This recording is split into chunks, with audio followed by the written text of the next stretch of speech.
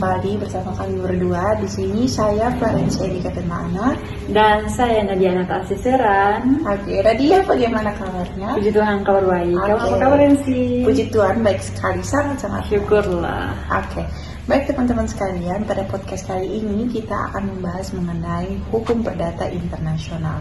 Nah, hukum perdata internasional sendiri sudah tidak asing lah di telinga kita, apalagi kita notabene mahasiswa hukum yang sudah pasti belajar mengenai HPI sendiri. Cuman di video kali ini kita akan membahas untuk memberi pengetahuan kepada teman-teman sekalian yang mungkin masih belum terlalu paham mengenai apa itu HPI dan juga fungsi dari HPI sendiri. Jadi di sini mungkin Nadia bisa jelaskan secara singkat apa itu HPI. Baik, saya akan menjelaskan secara sederhana tentang HPI.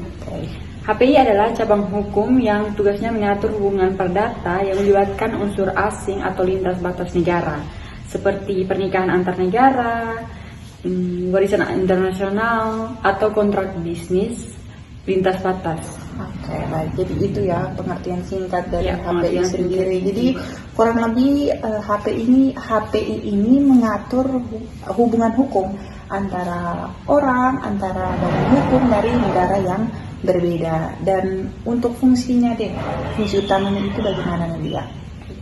Baik, fungsi utamanya adalah menyediakan kepastian hukum. Oke. Ketika ada konflik antara hukum perdata dari dua negara yang berbeda, misalnya dalam kasus warisan, HPI akan membantu menentukan hukum mana yang berlaku dan pengadilan mana yang berwenang untuk menyelesaikan sengketa tersebut. Oke, baik. Jadi menarik ya. Nah, kalau untuk proses menentukan hukum mana yang berlaku atau biasa kita sebut titik taut. Nah, untuk titik taut sendiri itu bagaimana? Titik taut sendiri adalah elemen koneksi yang ada dalam suatu kasus yang memiliki unsur asing, dan elemen inilah yang menunjukkan hukum dari negara mana yang harus dipakai. Oke. Nah, untuk titik taut sendiri itu ada berapa? Kan dia ada beberapa jenis juga. Untuk titik taut sendiri ada dua jenis, titik taut sekunder dan titik taut primer. Titik taut primer adalah awal atau penentu utamanya. Ini mencakup hal-hal seperti kewarganegaraan seseorang, domisili atau tempat tinggal tetapnya, atau pilihan hukum yang disepakati pihak-pihak dalam kontrak. Sedangkan titik taut sekundernya sendiri lebih spesifik dan munculnya setelahnya.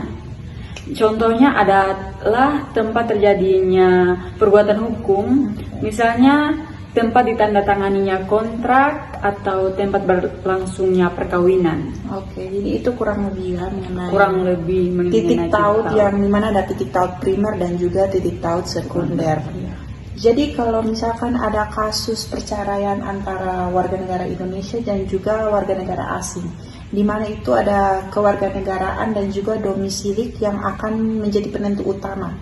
Nah, untuk titik taut primer, kalau dari Nadia sendiri bagaimana? Ya, tepat sekali. Kedua titik taut ini bekerja sama untuk menentukan yurisdiksi dan hukum yang relevan, sehingga keadilan dan ketertiban hukum tetap terjaga di tengah dunia yang makin terhubung. Oke, jadi ya itu ya penjelasan sedikit tentang HPI dan juga titik tautnya.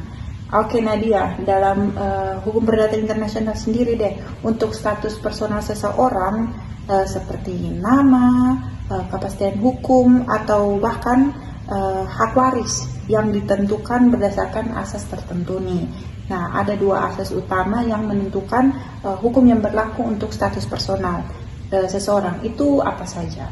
Baik, ada dua asas, yaitu yang pertama adalah asas kewarganegaraan, di mana hukum negara asal kewarganegaraan seseorang yang berlaku, dan yang kedua adalah asas domisili yang menggunakan tempat tinggal tetap sebagai penentu hukum yang berlaku. Oke, baik ya. Jadi ada dua dari asas personal itu sendiri.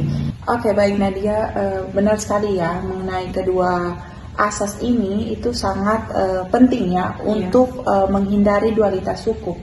Coba kita fokus dulu ya ke asas kewarganegaraan.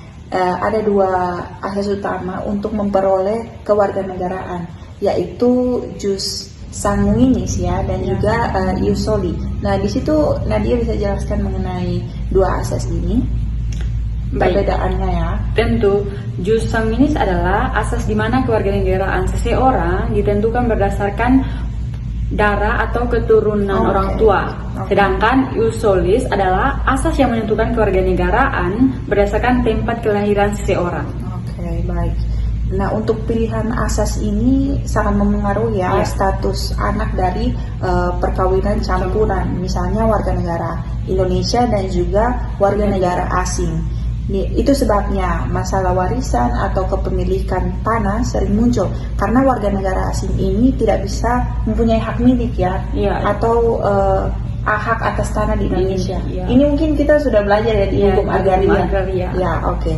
Jadi ya itu ya kurang lebih untuk kedua asas dari kewarganegaraan. kewarganegaraan. Kemudian kita beralih ke konsep domisilik ya, dimana kita tahu sendiri domisilik ini memiliki 3 asas juga. Ya. Di situ Nadia bisa jelaskan? Ya, konsep domisili atau tempat tinggal tetap Ya, oke. sangat penting untuk menentukan yurisdiksi dalam kasus internasional. Ya. 3 asasnya adalah domicile of origin. Ini adalah tempat tinggal asli sejak lahir. Oke. Yang Itu kedua yang pertama, adalah ya. yang kedua adalah domicile of choice. Adalah tempat yang dipilih secara sukarela Oke. dengan niat menetap permanen. Dan yang ketiga, domicile of dependence. Ini berlaku untuk anak-anak atau orang yang tidak mampu, di mana domisili mereka mengikuti orang tua atau wali. Oke, jadi untuk domisili sendiri itu ada 3 ya, Iya. seperti tadi Nadia sudah jelaskan. Jadi hukum perdata internasional ini memberikan berbagai cara ya untuk menentukan hukum mana yang berlaku, Iya. baik lewat kewarganegaraan maupun tempat tinggal, demi menciptakan kepastian hukum lintas negara. Tepat sekali, dengan memahami asas-asas ini, kita bisa tahu bagaimana hukum perdata internasional menjadi jembatan antara berbagai sistem hukum di dunia. Oke, setuju ya dengan apa yang dikatakan Nadia. Oke, baik Nadia ya. Jadi yang sudah dipaparkan tadi itu mengenai kewarganegaraan dan juga domisili ya. Dan juga berikutnya ini kita masuk dalam ruang lingkup hukum perdata internasional. Jadi ruang lingkup hukum perdata internasional ini kita ketahui ada 4 aspek ya. Ya. Mungkin Nadia bisa jelaskan apa itu dari aspek-aspeknya sendiri. Baik, saya akan menjelaskan tentang ruang lingkup HPI. Oke. Itu memang cukup luas karena menyentuh berbagai dimensi hubungan perdata yang ada unsur asingnya. Ya. 4 aspek utamanya adalah hukum. Oke. Yang kedua adalah hukum dan hakim. Dan yang ketiga, hukum hakim dan status orang asing. Oke. Dan yang keempat, hukum hakim dan status orang asing serta kewarganegaraan. Dan dari keempatnya ini tertuju pada fokus pada hukum dan hakim. Oke, jadi ada 4 aspek ya. Ini kita harus pahami ya. Ya. Hukum, setelah itu hukum dan hakim, dan hukum hakim orang asing, status orang asing, Ya. dan juga hukum hakim status orang asing dan juga kewarganegaraan. Jadi 4 aspek ini kita harus kuasai. Oke, betul sekali. Tapi dia hanya berfokus pada hukum dan Oke, hakim. betul sekali ya. Kita harus betul-betul ingat ya teman-teman. Nah, untuk itu mari kita bedah ya. Yang pertama hukum yang mencakup status pribadi. Ini berarti HPI atau hukum perdata internasional ini mengatur persoalan seperti nama, kewarganegaraan, dan kepastian hukum seseorang. Ya, tepat sekali. Ini adalah fondasi yang menentukan siapa seorang yang kacamata hukum. Kemudian aspek kedua, hukum dan hakim lebih ke aspek prosedural, yaitu persoalan yang berkaitan dengan kompetensi atau wewenang hakim. Oke, jadi hukum perdata internasional sendiri tidak hanya menentukan hukum mana yang berlaku, tetapi juga pengadilan negara mana yang berhak mengadili kasus tersebut. Ya, itu penting sekali karena dalam HPI hal ini dikenal sebagai masalah yurisdiksi. Oke. Misalnya dalam sengketa kontrak bisnis lintas negara, kita perlu tahu apakah pengadilan Indonesia atau pengadilan di negara mitra yang berwenang memutus perkara tersebut. Oke.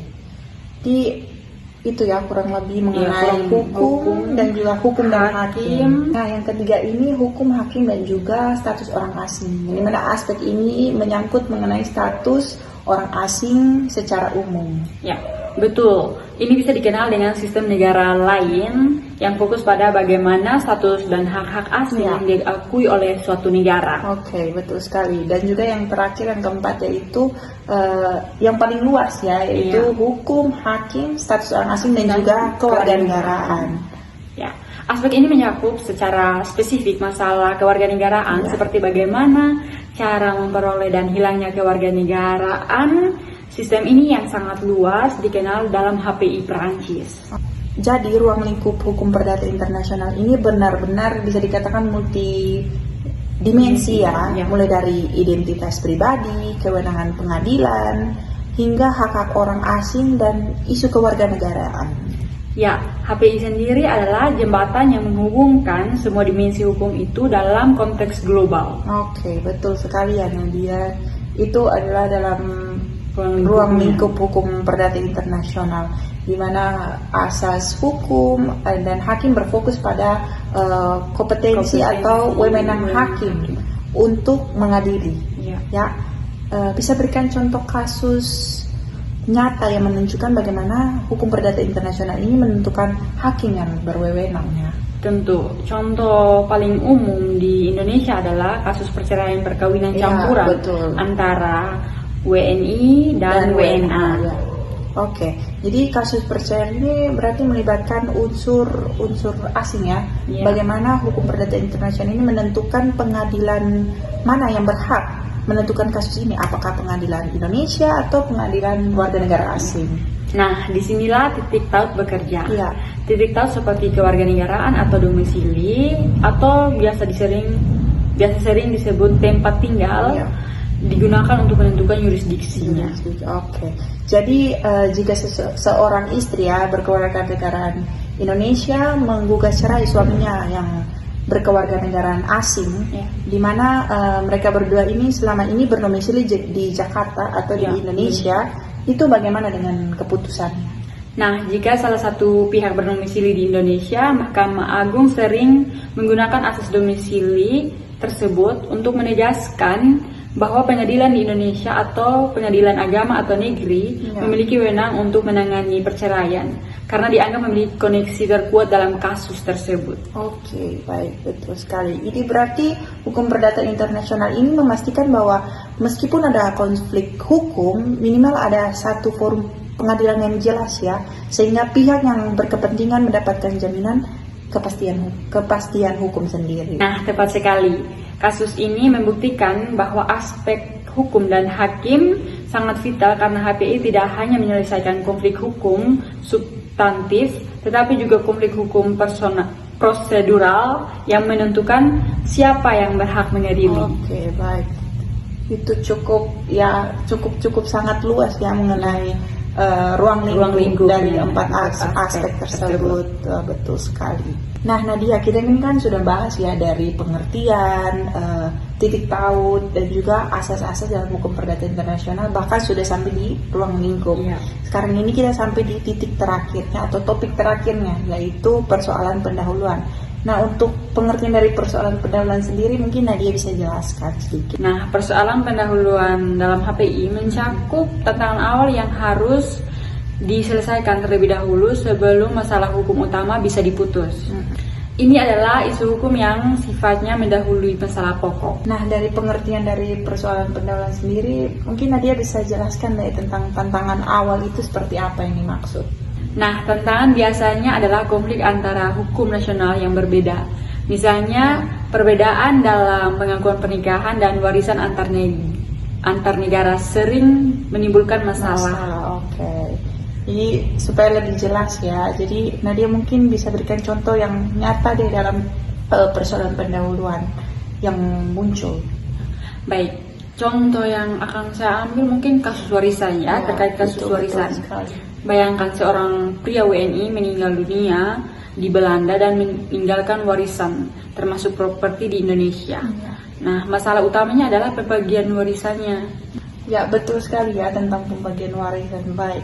Lalu di mana letak persoalan pendahuluannya? Nah, persoalan pendahuluannya muncul ketika status salah satu ahli waris yang dipertanyakan. Misalnya untuk mengklaim warisan, si ahli waris harus membuktikan ia adalah anak sah dari almarhum. Namun, hukum Belanda dan hukum Indonesia berbeda dalam mengakui Ya, betul. keabsahan pernikahan orang tuanya. Oke. Jadi hakim harus lebih dahulu memutuskannya Iya. apakah orang tuanya itu sah menurut hukum perdata internasional sebelum ia bisa memutuskan siapa saja ahli waris dari ahli waris yang sah ya, dan hukum negara mana yang harus dipakai untuk menentukan keabsahan pernikahan tersebut. Nah, tepat sekali. Ini keabsahan pernikahan adalah persoalan pendahuluan yang harus dijawab Ya. sebelum hakim bisa melangkah ke masalah pokoknya, yaitu pembagian warisan. Oke, jadi persoalan pendahuluan ini sangat penting karena hasil dari penyelesaiannya akan menentukan hasil akhir dari kasus pokok itu sendiri. Benar. Dalam HPI, persoalan pendahuluan adalah lapisan kerumitan yang harus diurai untuk menjaga keadilan dan kepastian hukum di tengah keragaman sistem hukum global. Oke, jadi Nadia kurang lebih ya tadi Kurang kita lebih. sudah bahas cukup luas mengenai hukum perdata internasional. Mulai dari pengertiannya ya teman-teman tadi sudah dijelaskan, terus kemudian titik taut yang ada dua jenis tadi ya, primer dan juga sekunder. Kemudian ada asas-asas dalam HPI ya, kewarganegaraan dan juga domisili. Itu ada 3 tadi ya. Kemudian juga ada ruang lingkup. Ada 4. Jangan lupa ya teman-teman, ada 4 ruang hukum, kemudian hukum hakim, yang ketiga hukum hakim dan status orang asing, dan yang keempat itu hukum hakim, status orang asing dan juga kewarganegaraan. Jadi teman-teman sekalian, dari pembahasan kita pada sekarang ini atau saat ini semoga berkenan bagi teman-teman sekalian. Ya, jadi kurang lebih seperti itu ya pemaparan materi kita mengenai HPI sendiri. Jadi ya kami mohon maaf jika dalam penyampaian kata-kata ya ada yang salah, ada yang kurang, kami mohon maaf. Jadi ya, baik, sekian dari podcast kita pada hari ini. Ya, kami mengucapkan terima kasih. Bye bye.